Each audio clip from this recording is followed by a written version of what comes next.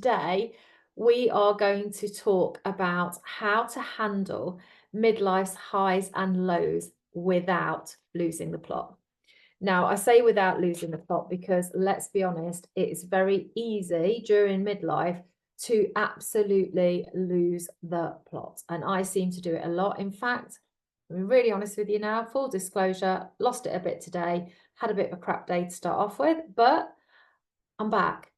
And I'm back because I actually practice what I preach. And I've been doing exactly what I'm going to talk to you about tonight all day long to try and get me back onto a place where my life is not a pile of poo. So I'm not sure about you, but I genuinely believe, hand on heart, that midlife is like being on a roller coaster.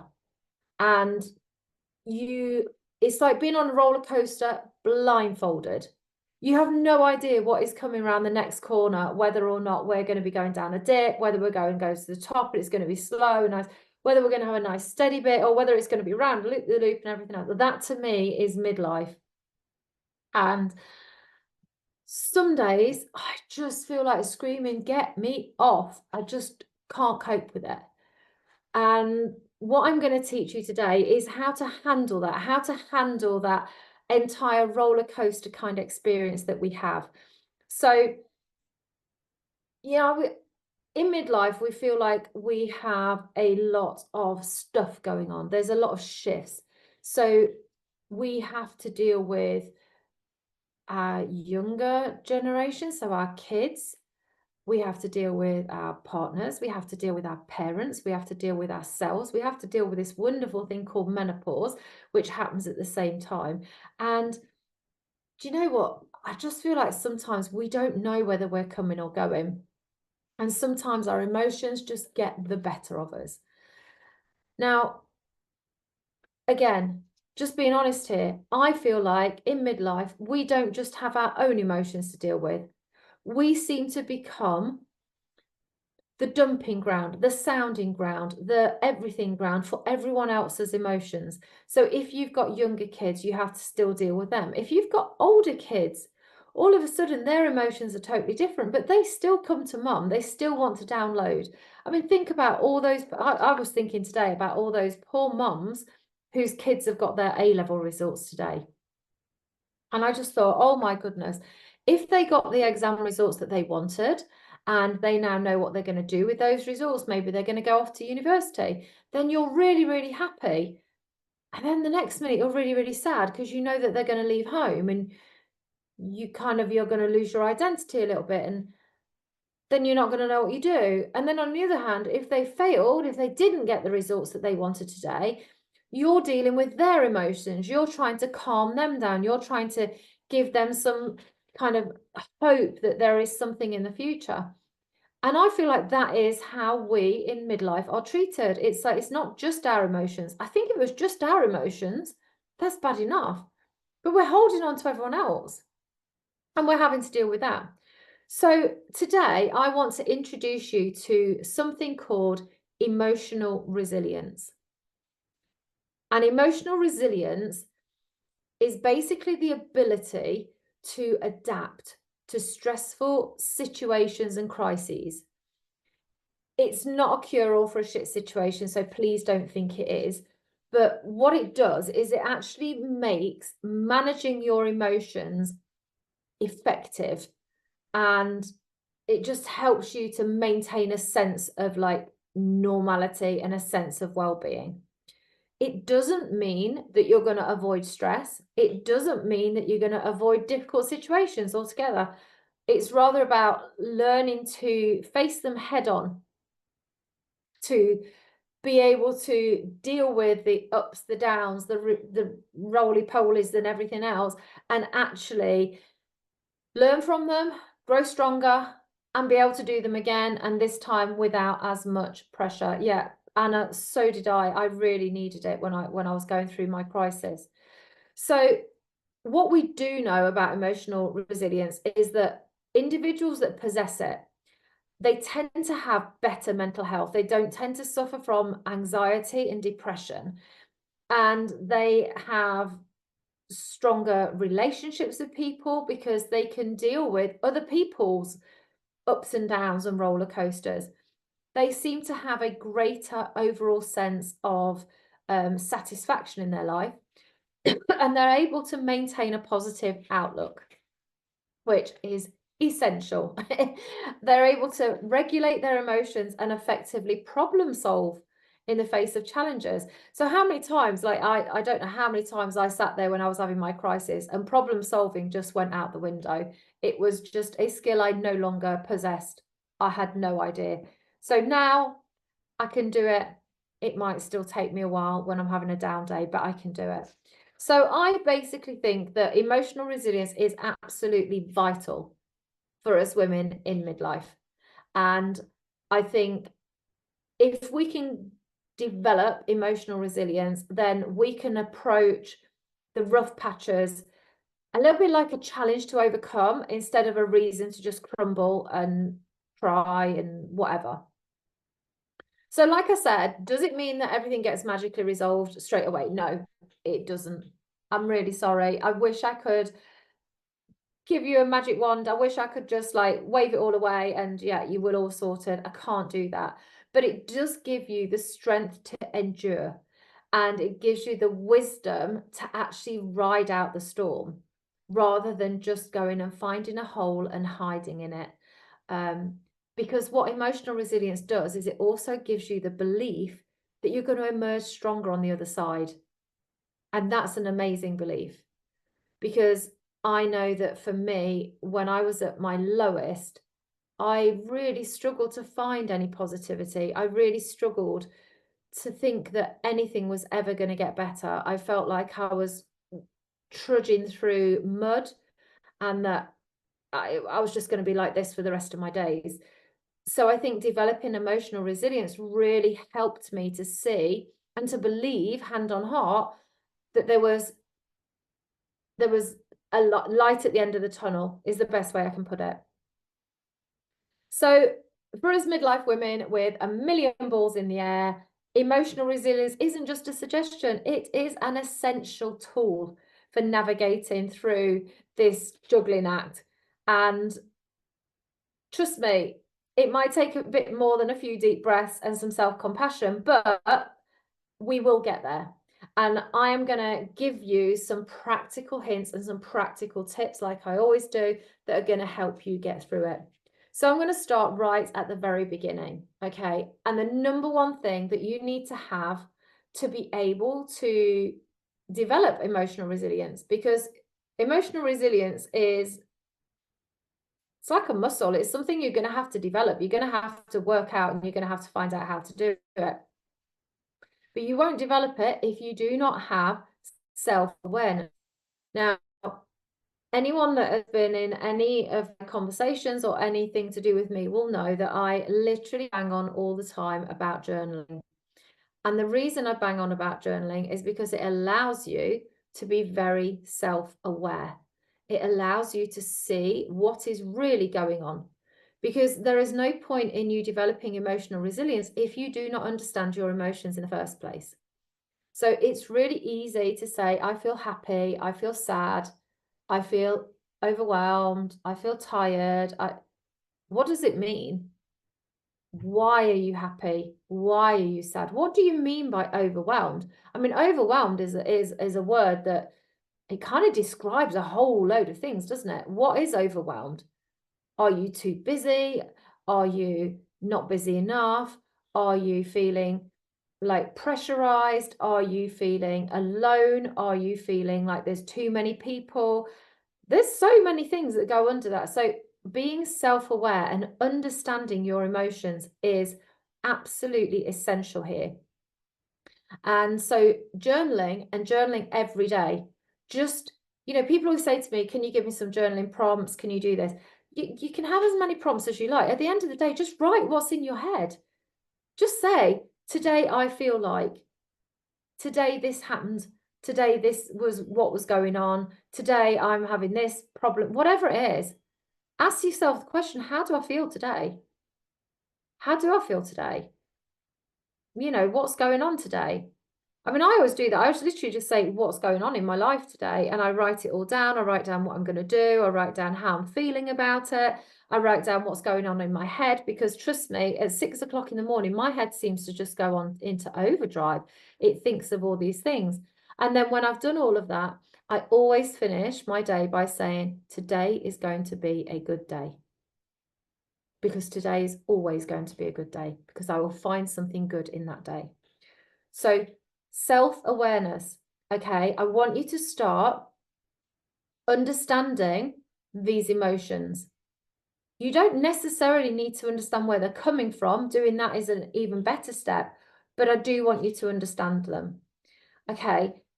When I say I don't care where they come from, the only thing that I'm wanting you to look out for, and this will be really useful, is look out for any triggers. Is there anything in particular that triggers you? You know, is it seeing a happy couple, for example? Does that trigger you? Does that make you feel sad and lonely? Is it seeing a mum with her kids? Does that trigger you? Is it, I don't know. Is it, there's so many things in our lives that have gone on. What is it that triggers you? Because there's going to be some that come out and you may not notice it, but trust me, when you're aware of them, it means that actually you can, when you see one, you can actually just accept that, oh my God, that was a trigger. That's why I'm feeling like I am. So just by doing that, we can actually start to think about, like, what am I having to overcome? Is it stress? Is it disappointment? Is it loneliness? Is it fear? What is it? And then the more we understand it, the more we can anticipate it. And if we can anticipate it, then there is a chance that we can catch it before it goes like this and we can get it. So now you're more aware of your emotions, which is great, because we need to be more aware of our emotions. Now you're more aware of your triggers, but actually, how do we cultivate some resilience around them? Because it's great saying, yeah, I feel this, I feel that, I feel the other, but if you've got no resilience, it makes no difference. So the first thing we're going to talk about is mindfulness. Okay, and there is a place in everybody's life for mindfulness. Now, I'm not talking just about meditation. So I know there's lots of people out there who will tell you that you need to meditate every day. Really honest, and I'm going to be really honest here. Some days having to meditate stresses me out. I find it, I just can't do it. I just can't. And I'll switch my meditation on and my brain is going at 100 miles an hour. And I've got so many things I need to do that I just think I can't do this right now and I have to stop. So for me, I find that I can clear my mind. I can start to put things in order. I can get myself into a much calmer place by going on a walk. Not everyone's going to do that, but for me, that's what I need. And I need to just get out the house. I need to be in the fresh air, preferably in a woods somewhere, and I need to just be on my own. I need to put my headphones in. I don't want to talk to anybody other than smile and say good morning. I just need that space. And that's my mindfulness. Now, for some people, it might be exercising. For some people, it might be doing meditation. For some people, it might be doing breath work. Now, I don't do breath work on a regular basis, but I do use breathing if I feel myself getting stressed and overwhelmed. Because I know that if I do a certain kind of breathing, it will calm down my parasympathetic nervous system, and it will actually enable me to just stop being in that fight or flight mode and to take a breath, literally. No pun intended, but yeah. So I do breathing throughout the day if I'm feeling overwhelmed. But as I say, find your mindfulness, find something that works for you. Today, I went on a 2-hour dog walk because I needed to actually get my head and my emotions back in control. I needed to employ all of the tactics that I'm telling you today, and that was my bit of mindfulness. So the next one, don't tell me off for this, self-care. okay? You need to actually take time for yourself, and you need to do things that make you happy. Because if all you're ever doing is filling up everyone else's cup, you will not have time to deal with your emotions. You will literally feel that you are constantly stressed. If you've got your kids tugging on one side, you've got your parents tugging on the other, you've got your partner, you've got work, you've got this, it's exhausting. You need to learn to take time for yourself. Okay, so experiment with different self-care strategies. Like I say, maybe it's going for a walk, maybe it's doing some yoga, maybe it's going for a run.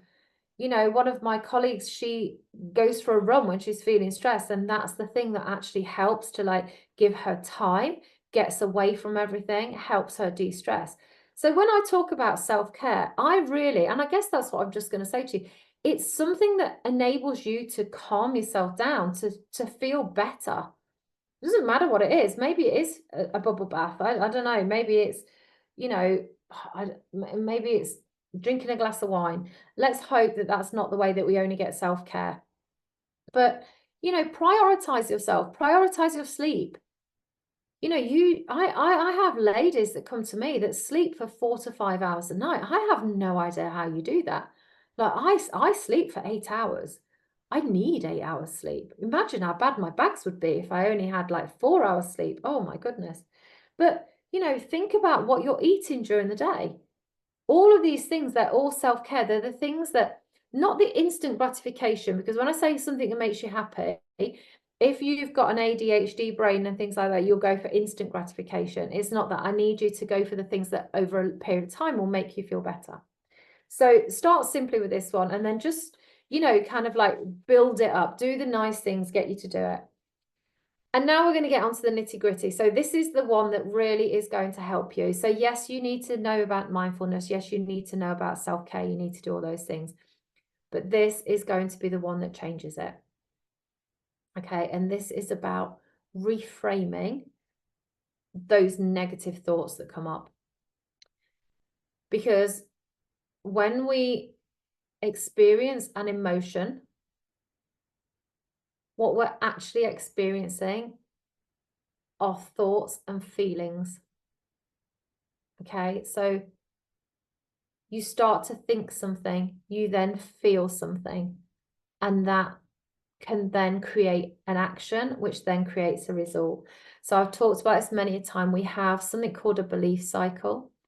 We start with a belief, creates a thought, which creates a feeling, which makes us do things, which results in a certain thing happening. Your emotions are your feelings. It's how we feel about something, and it's triggered by a thought.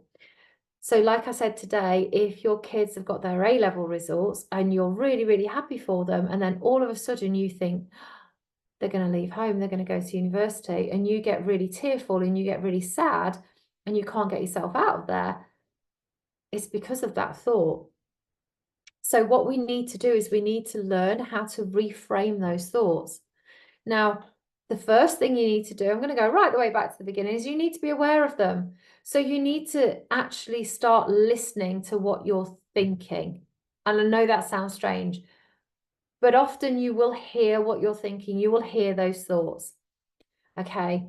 And sometimes we call it self-talk.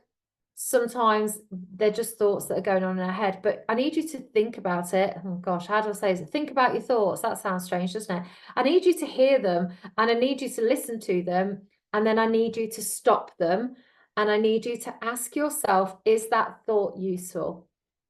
So is that thought that you're thinking right now useful? And if it's not, then we need to think of a way to reframe it. Because if you can reframe it and show yourself some compassion and show yourself another way, then actually that enables you to still have that thought, to still have that feeling, but you can reframe it. It changes the feeling, it changes that emotion.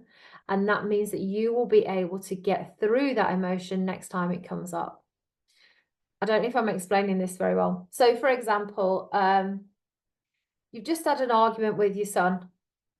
and really seriously is just winding you up, and you want to scream at him and you want to slam doors because that's what he's doing, and you want to swear back at him because that's what he's doing, and you know you don't want to do any of these things because you're the grown-up in the room, so we're not going to do this, are we? But you can hear yourself thinking, oh my God, I am such a failure as a mum. I cannot even get him to do this one thing. Like, I've just yelled at him, I'm screaming at him, I just can't do it. Now that thought is not a useful thought. And that thought is not going to make you feel good. It's going to make you feel like absolute and utter shit. So I need you to be able to turn that thought around and reframe it. So instead of saying that, just think to yourself, do you know what? I'm going through a lot right now. And yeah, I didn't react perfectly, but you're doing your best. And he knows I love him. And that's okay. And all of a sudden, it's like, you've gone down that big dip, you come back up again, and now you're on a little plateau because you can breathe again. You've come out of that painful bit and you're now in a normal bit. And that is where I need you to get to. So, you know, once you've gone there and you calm down, you can go and talk to your son and tell him that you love him. And I'm quite sure he'll calm down as well. But, you know, it's hard to do. It's not easy to do. And it's in the moment, it's really difficult to do. But if you start off by doing this not in the moment, you'll get better at it. You'll get better at listening to that voice. You'll get there and you'll see where you are. Now, what I want you to also think about is that inner voice, those thoughts, they might be identifying something to you. So actually, if you're constantly in conflict with somebody, maybe you're in conflict with your partner, maybe you're just constantly arguing, then maybe your thoughts are trying to tell you something. Maybe you need to have more quality time with that person. Or maybe you don't. I don't know. But what I'm saying is your thoughts are constantly telling you something. So listen to them. Get into your thoughts, understand them, ask if they're useful. And if they're not useful, let's learn to reframe them. And then finally, the last bit that I want you to do is to actually nurture your support system. Okay, because trust me, I don't know a midlife woman out there that does not have days on the roller coaster, if not weeks on the roller coaster, if not months. So you need to actually nurture your support system. Okay, there is power in numbers, whether it's in Facebook groups like this one, or whether it's in your groups of friends, whatever it is. If you tell them of something that has happened, I can pretty much guarantee that somebody else will have experienced exactly the same thing. It's not condoning it. It's not making it right or wrong or anything else. It's just that they've experienced it. There's strength in numbers, and being vulnerable and open about our own struggles just makes them feel a bit lighter just by talking to your friends about it. You know, we can see that we're not alone here, and you know, we can lift each other up. It's a difficult time. Let's not kick each other when we're down. Let's lift each other up. So in summary, you know, this path to resilience it's personal. It takes a lot of conscious effort. It takes a lot of awareness. It takes a lot of reframing. It takes practice. You need to practice mindfulness. You need to practice what's going on. It's ever evolving, but it is 100% worth it. So I would love for you guys to take something on board here, to actually identify when you're in a place of calm, identify what you are going to try to do next time you have a thought or a feeling that is not useful to you. I want you to identify your ways of dealing with it. So how do you find yourself grounded? Is it breath work? Is it meditation? Is it going for a walk? How do you get that moment of self-love all the time? Don't just do self-love when you're in the moment. Do it all the time so you know how you feel. You know what's important to you. I want you to be able to join with groups of women that you can talk to, your friends, Facebook groups, so that if you're going through something, you can reach out. I reached out today to somebody and they were there for me instantly when I needed to talk to them. And that was so important to me, you know, and then keep reflecting on it. The more you practice this, the stronger it will become. As I said at the beginning, it's a muscle. Emotional resilience is a muscle. And the more you practice, the stronger you will become. So thank you so much for being with me today. I really, really appreciated it. If this is something that you are struggling with, if you are feeling that your emotions are genuinely on a roller coaster and you would like to get some more clarity, then please drop me a message. Let's have a chat. Let's have a one-to-one conversation about this. This is something that I deal with and we go through quite a lot in my 16-week course. So my 16-week course, which is called Thrive, Not Survive, deals with a whole load of stuff of midlife, but this is one of the major ones because, as I said, I think this is essential to be able to live our life and not get knocked off the rails and to not, you know, the ups and downs, the roller coaster, whatever. But please reach out. You've got my numbers, you've got my messages. Contact me wherever you see this. I would love to help you to actually be able to ride this storm. Thanks for today. Really appreciate you joining me. You take care and I will see you soon.